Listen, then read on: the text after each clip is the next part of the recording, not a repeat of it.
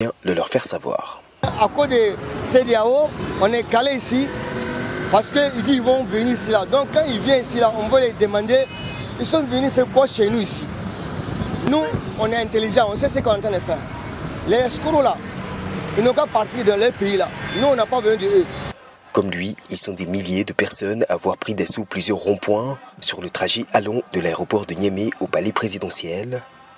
Certains y ont d'ailleurs passé la nuit, à l'instar de Mariantou Abdou, un sacrifice nécessaire qui, pour cette mère de famille, traduit la volonté d'émancipation des populations locales.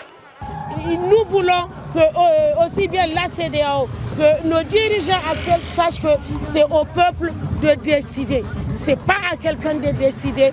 Nous savons ce que nous avons vécu pendant les 12 dernières années.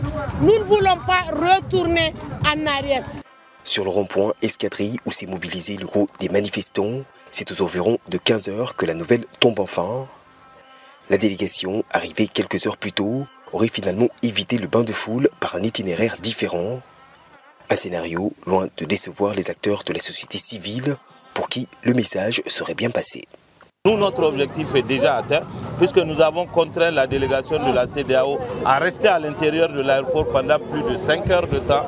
Nous sommes restés debout pour porter le message du Niger, celui de dire clairement à la CEDEAO que le Niger appartient aux Nigériens. Ce sera à nous de décider de la durée de notre transition et c'est nous qui déciderons du jour où, après qu'il est passé devant les tribunaux nigériens, l'ancien président Bazoum sera libéré. Composé des ministres des Affaires étrangères du